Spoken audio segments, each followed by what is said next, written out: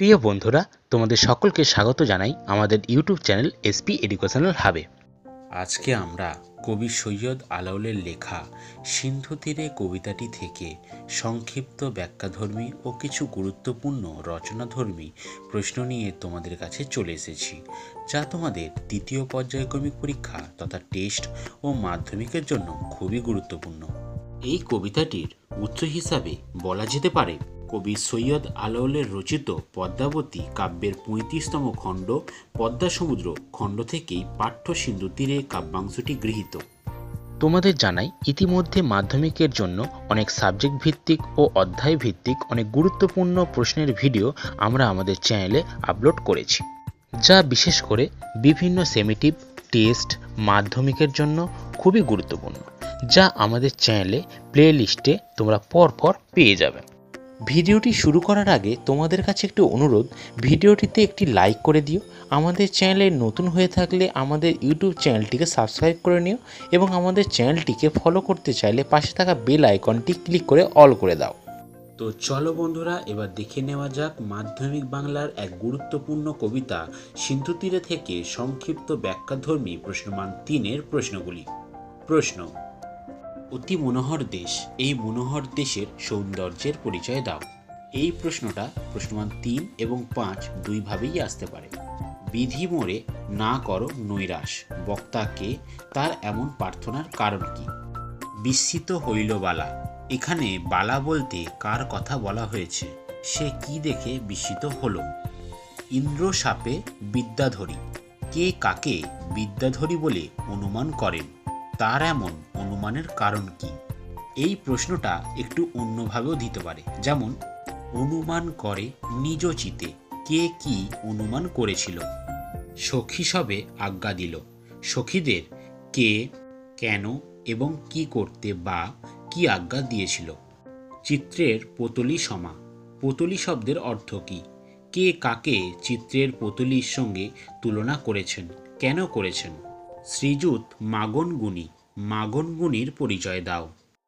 পদ্মা নামে গুণজুতা, পদ্মা কে, তাকে গুণজুতা বলার কারণ কি? ব্যথানিত হয়েছে কেশ বেশ, কার এরূপ অবস্থা হয়েছিল? তার এমন অবস্থা হওয়ার কারণ কি? তার পাশে রচিল উদ্যান, কে কোথায় উদ্যান রচনা করেছিলেন? উদ্যানটি কেমন ছিল? রূপেবতী রম্ভা যিনি, রম্ভা কে, তার রূপের সঙ্গে কে কার তুলনা করেছেন? কৃপা করো নিরঞ্জন, নিরঞ্জন কে, তার কাছে কে কেন কৃপা প্রার্থনা করেছিল? তন্ত্রে মন্ত্রে মহৌষধি দিয়া, তন্ত্রমন্ত্র কি, মহৌষধি দিয়া কি করা হয়েছিল? অচৈতন্য পড়িছে ভূমিতে, এখানে কার কথা বলা হয়েছিল? তাকে দেখে কার কি মনে হয়েছিল? তিনি এই অবস্থায় কোন ভূমিকা নিয়েছিলেন? তো বন্ধুরা, এই ছিল তোমাদের কবি সৈয়দ আলাওলের লেখা সিন্ধু তীরে কবিতাটি থেকে গুরুত্বপূর্ণ কিছু সংক্ষিপ্ত ব্যাখ্যাধর্মী প্রশ্নমান ৩-এর প্রশ্নগুলি। এবার আমরা এই কবিতাটি থেকে প্রশ্নমান ৫-এর কিছু গুরুত্বপূর্ণ রচনাধর্মী প্রশ্নগুলি দেখে নেব। প্রশ্নমান ৫-এর প্রশ্নগুলি হল: দিব্যপুরী সমুদ্র মাঝার, এই দিব্যপুরীর পরিচয় দাও। দিব্যপুরী বা দিব্যস্থানের বর্ণনা দাও। এই প্রশ্নটা একটু অন্যভাবেও আসতে পারে, যেমন সিন্ধু তীরে দেখি দিব্যস্থান, এই দিব্যস্থানের পরিচয় দাও। সিন্ধু তীরকে দিব্যস্থান বলার কারণ কি? তথা কন্যা থাকে সর্বক্ষণ, কন্যা কে? সে কোথায় সর্বক্ষণ থাকে? সেই স্থানটির বিস্তারিত পরিচয় দাও। সমুদ্রকন্যা পদ্মার চরিত্র বিশ্লেষণ করো, তার আচার আচরণ ব্যাখ্যা করো। সিন্ধু তীরে কবিতার নামকরণের সার্থকতা আলোচনা করো। কন্যারে ফেলিল যথা, কন্যার পরিচয় দাও। তাকে যেখানে ফেলা হয়েছিল সেই স্থানটির কিরূপ ছিল? সিন্ধু তীরে কাব্যাংশটিতে কবির রচনারীতির যে বিশেষত্ব দেখতে পাওয়া যায় তা আলোচনা করো।